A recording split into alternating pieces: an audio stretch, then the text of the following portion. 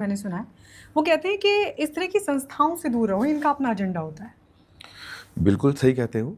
हुँ, और ये उन्हीं में से एक है हुँ, जो ऐसा बोलते हैं।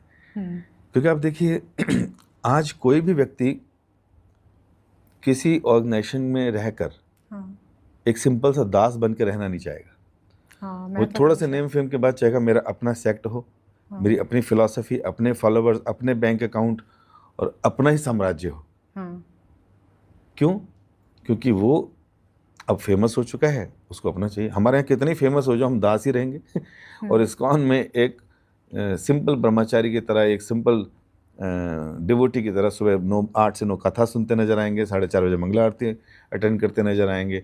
हमारा अपना कोई साम्राज्य, अपने कोई बैंक अकाउंट, अपना कोई ऐसा सिस्टम नहीं है। हुँ, लेकिन हाँ, इस तरह से बहुत सी संस्थाएं आज बन चुकी हैं।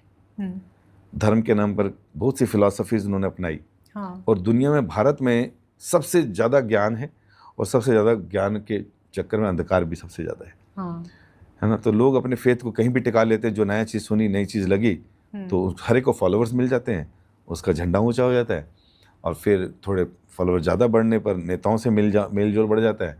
फिर वो prime location, prime TV, prime timing में उनके प्रोग्राम शुरू हो जाते हैं, तो वो एक बड़े गुरु बन जाते हैं। भटक जाते हैं और भटके हुए हैं और उसके बाद फिर जो हैं वो चीज़ें मूव करना शुरू कर देते हैं लेफ्ट राइट।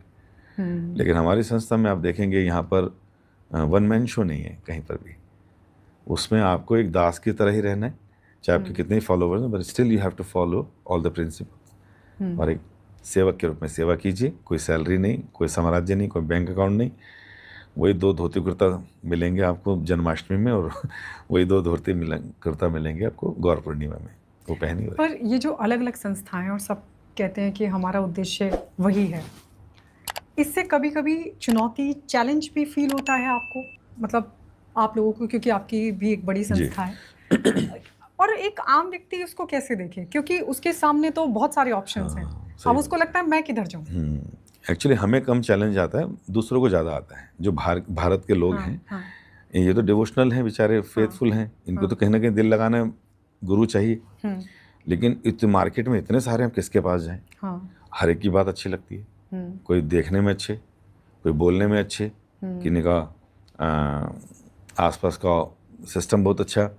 और तो फिर कैसे डिसाइड करें कौन सही और कौन गलत? हाँ, और फिर हम देखते हैं कि बहुत लोग कहीं ना कहीं पर फेथ अपना लगा देते हैं। कुछ समय बाद गुरुजी बहुत ऊंचे हो चुके होते हैं, संबंध अच्छा हो जाता है, दीक्षा इत्यादि हो जाती है। हुँ। और बाद में कई बार हमने देखा है कि बड़े बड़े गुरुओं को फॉलन भी देखा होगा आपने कि आज वो केस चल रहा है।